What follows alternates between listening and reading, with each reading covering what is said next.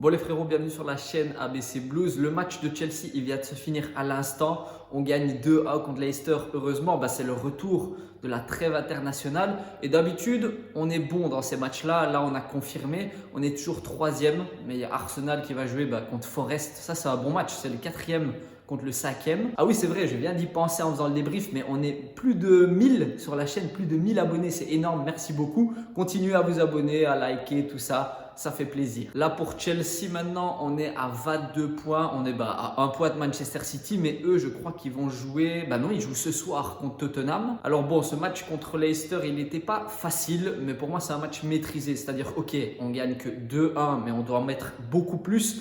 Et surtout, on doit encaisser, pour moi, 0 but. Mais bon, mis à part le score qui est que de 2-1, c'est plutôt bon. Je trouve qu'on a été vraiment solide en défense. Parce que quand j'ai vu la composition, je me suis dit, oh là là, qu'est-ce qui se passe? Déjà, j'ai vu Badiachile, j'ai vu qu'il manquait Neto. Je me suis dit, non, non, c'est quoi ce bordel? Mais justement, on va en venir à la compo. Et là, en défense, qu'est-ce qu'on a vu? Badiachile, Colwill, Fofana avec Cucurella. Et j'ai même pas envie d'aller plus loin, j'ai envie de parler juste de Badiachile. Il a été excellent. Mais vraiment, là, je suis pas en train de rigoler. C'est vrai que d'habitude, je me fous de sa gueule parce que vas-y, il est pas forcément très très bon les autres matchs. Mais là, franchement, il a été, mais ouais, vraiment, je lui mets pas 10 sur 10 parce que bon, on va pas abuser, mais au moins un 9 sur 10 déjà dans ses relances. Techniquement, il a été, mais oh là là, imprenable. Il était trop bon. Déjà, il a cassé plusieurs fois des lignes. Et aussi, quand il devait jouer en une touche de balle, c'était toujours précis. Enfin, allez, presque toujours précis. Il a été aussi solide dans ses interceptions. C'est-à-dire que on l'a pas vraiment passé. Enfin, je crois pas, du moins, je m'en rappelle pas. Et 2-3 fois, il est intervenu, mais en anticipation. Il est boum, passé devant son homme sur une passe. Et là, franchement, magnifique. Et ça a permis de mettre du rythme dans les actions de Chelsea. Donc, en vrai, c'est vrai que d'habitude, Badiachile, je dis que c'est vraiment une… je dis qu'il est trop nul et tout. C'est vrai. Mais là, ça a été, pour moi, le meilleur joueur de notre défense de Chelsea pour ce match face à Leicester. Alors, à côté de lui, il y avait Colwill, Fofana. C'était pas mauvais. Enfin, ils ont fait un bon match au final. Et Cucurella à gauche, mais qui n'est pas venu se placer dans le milieu. C'est-à-dire que Cucurella, il est juste resté sur son côté gauche. Et je trouve personnellement que ça lui va mieux parce qu'au moins il peut utiliser sa vitesse parce que Cucurella, il est petit, il est rapide, il est agile et quand il est sur son flanc gauche, il envoie et franchement, c'est là qu'il est le meilleur. Alors sinon, dans la composition, il y avait qui dans le milieu? Fernandez et Caicedo et honnêtement, je m'y attendais pas parce que les deux ont joué avec l'Argentine et l'Équateur. Ils sont rentrés plutôt tard de la trêve internationale. Et d'habitude, dans ces cas-là, Enzo Fernandez ne joue pas. Mais là, il était titulaire et tant mieux parce qu'il a marqué un but et il était très bon. À côté de lui, Caicedo, encore une fois, est-ce qu'on peut dire que Caicedo a déjà fait un seul mauvais match sur sa saison? Honnêtement, depuis le début, il est très fort.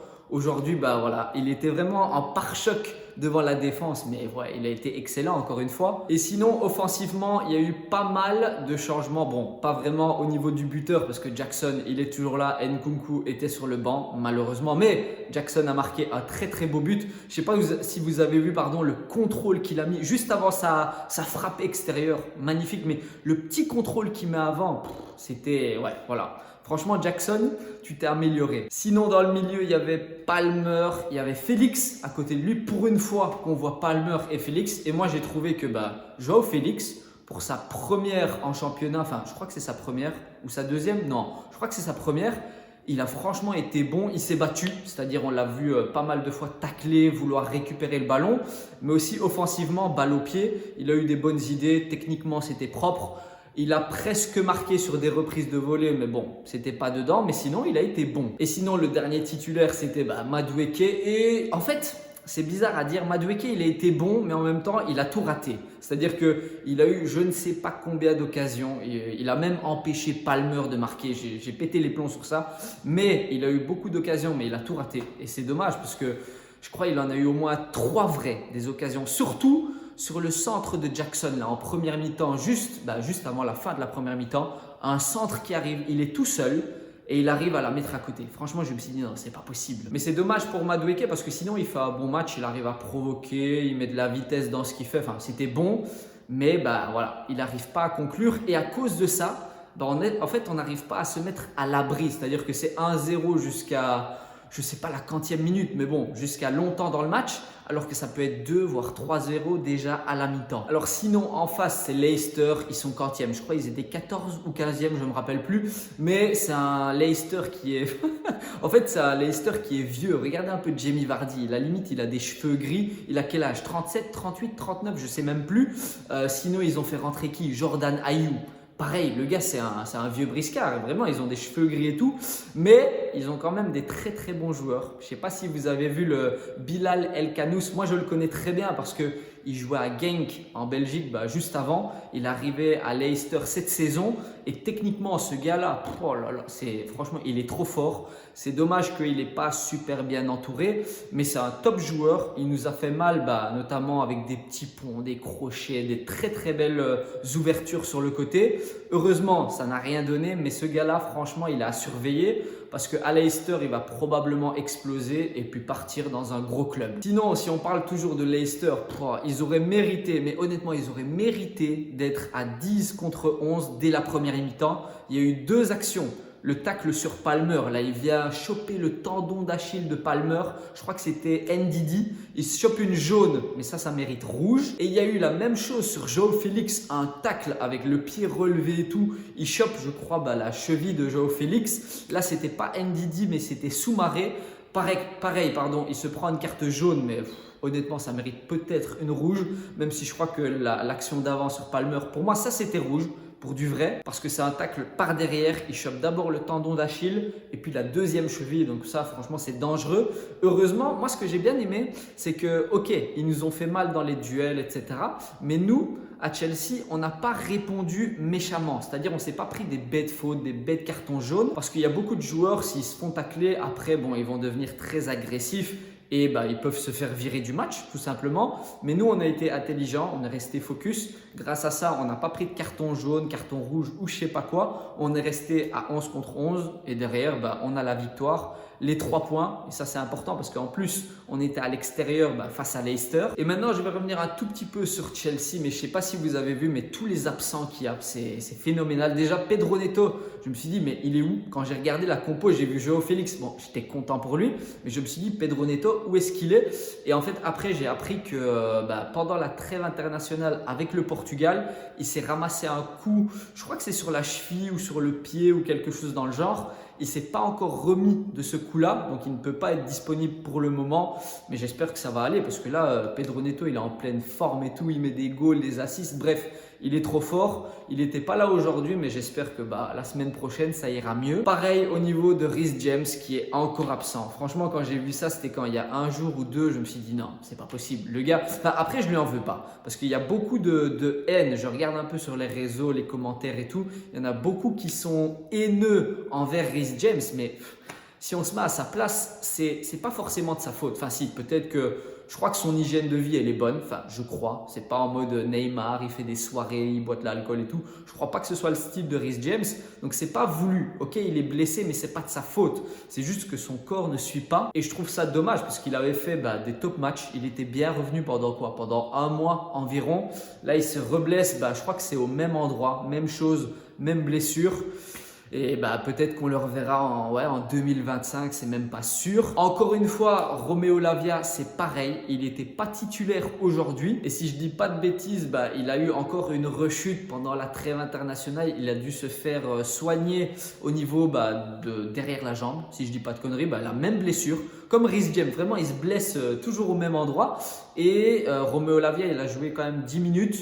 Bon, c'était pas phénoménal vu qu'il a provoqué le penalty qui a permis de marquer le 2 buts à 1. Mais encore une fois, on voit la fragilité des joueurs. Reece James, Romeo Lavia, Malo Gusto qui n'était pas là. Mais lui, c'est pas une blessure, il était juste malade. Heureusement parce que Malo Gusto, on a quand même besoin de lui, même si on n'a pas encore trouvé la place de Malo Gusto. Enfin, je trouve que c'est pas lui qui devrait se placer dans le milieu. Pour moi, il devrait vraiment longer la ligne droite. On ne l'a pas encore vu à cet endroit-là, mais peut-être dans le futur. Et sinon, si je reviens en match, si moi je dois donner vraiment les 3 meilleurs joueurs, déjà Badiachil, qui je l'ai déjà dit auparavant, mais il a été excellent dans ses relances, dans ses interventions.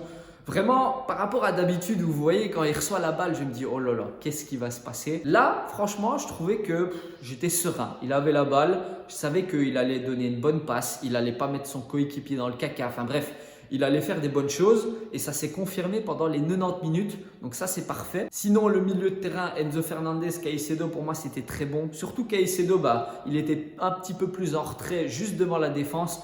Il a récupéré encore plein de ballons en mode N'Golo Kanté. Et Enzo Fernandez, je ne sais pas ce qu'il a eu aujourd'hui, mais il était bon. Franchement, par rapport à d'habitude où il est un petit peu en dessous de son niveau, là, je trouvais qu'il était bon. En plus, il a marqué un goal de la tête. Il a bien suivi l'action. Il n'était pas vraiment numéro 10. Pour moi, il était un petit peu plus numéro 8. Et Caicedo était justement numéro 6, un tout petit peu derrière. Donc, je trouve que ce combo-là, franchement, il a bien fonctionné. Sinon, Cole Palmer, Joao Félix en tant que milieu offensif, parce qu'ils n'étaient pas sur les côtés. Ils étaient vraiment dans l'axe. C'était Cucurella côté gauche et Madueke côté droite qui perforait. Mais dans l'axe, je trouve que Joao Félix et Palmer, ça a formé un bon duo. Ils ne se marchaient pas trop sur les pieds. En plus, il y a un gaucher, un droitier. Donc ça se met bien, c'est parfait. Et juste devant eux, il y a eu Jackson qui, pour moi, a franchement fait un bon match. Il a marqué son goal. Il a fait un très très bon pressing sur le défenseur, là, Wout Fass. Bon, c'est un Belge.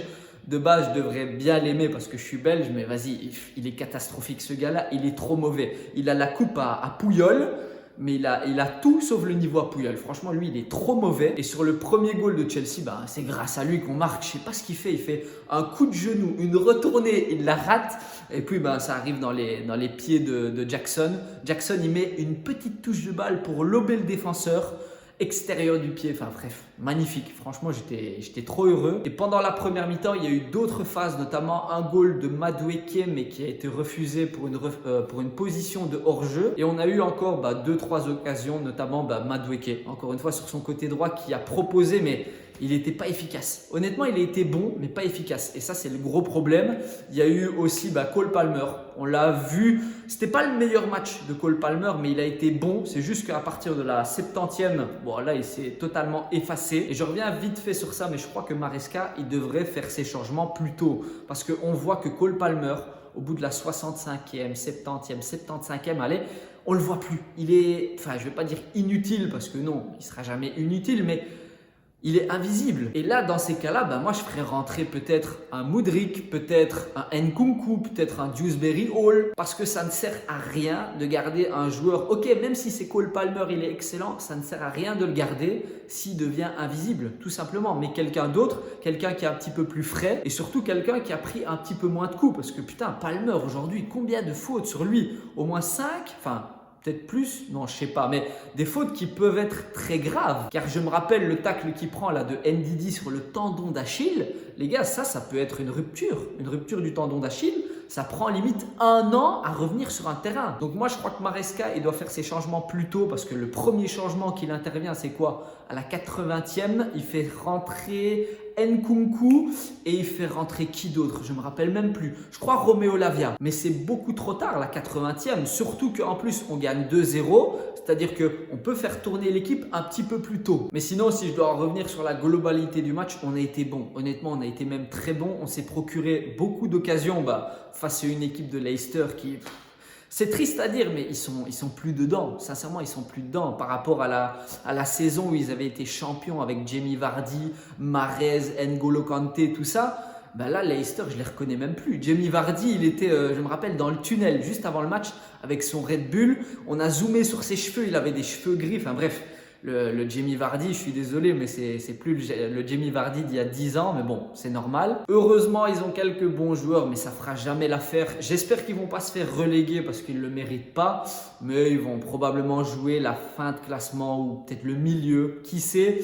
Mais ouais, ils ne vont rien donner cette saison. Nous, par contre, dans ce match, on a été propre défensivement et offensivement. On n'a pas forcément concédé beaucoup d'occasions. Enfin si, pendant 10-15 minutes, à un moment donné, Leicester, ils ont été un petit peu plus dangereux, mais voilà, c'est tout. Je crois qu'ils n'ont même pas cadré une seule frappe, mis à part le penalty bien sûr, mais sinon 0 frappe cadrée, je crois. Et sinon, voilà, on reste 3e au classement. J'espère que Arsenal, ils vont perdre. Franchement, face à Forest, Ce serait bien qu'ils perdent des points parce que bon, bah voilà, j'aime pas Arsenal forcément. Ce serait bien aussi que Manchester City perde des plumes. Allez, faire un petit match nul face à Tottenham, je crois que c'est faisable. On va dire que les Spurs, ils peuvent aller accrocher Man City, surtout que Man City sont dans une mauvaise forme. Et ça, ce serait encore mieux parce que ça veut dire qu'on resterait à 1 point de Man City. Bon, il y a Liverpool qui joue demain, c'est-à-dire dimanche. Bon, on va dire que pour une reprise de trêve internationale, c'est plutôt bon. Surtout qu'on prend les 3 points, on ne se met pas forcément en danger parce que oui, ils sont revenus à 2-1, mais il restait quoi? 1 ou 2 minutes de jeu, pas plus. Donc, je trouve que c'est un Chelsea qui a été solide, qui a été bon. Je ne vais pas mettre une note de 10 sur 10, mais je trouve qu'on peut se mettre au moins un 7,5 sur 10 de globalité. Et le plus important, c'est qu'on est toujours dans le top 4. Donc, on vise toujours la Champions League pour l'année prochaine. Pour moi, ça, c'est vraiment le but ultime. Je ne pense pas qu'on va aller chercher Liverpool parce que bon, ils sont bien partis pour être champions, même si on ne sait jamais. Mais le but ultime de cette saison, c'est d'être dans le top 4, d'être en Champions League l'année prochaine et de pouvoir enfin voir des vraies affiches. Parce que moi, j'aimerais bien revoir un Real Madrid contre Chelsea, un Chelsea contre Barça ou un Chelsea PSG ou peu importe. Bref, sinon, c'est tout pour ce débrief. J'espère que ça vous aura plu et on se dit à la prochaine dans une nouvelle vidéo.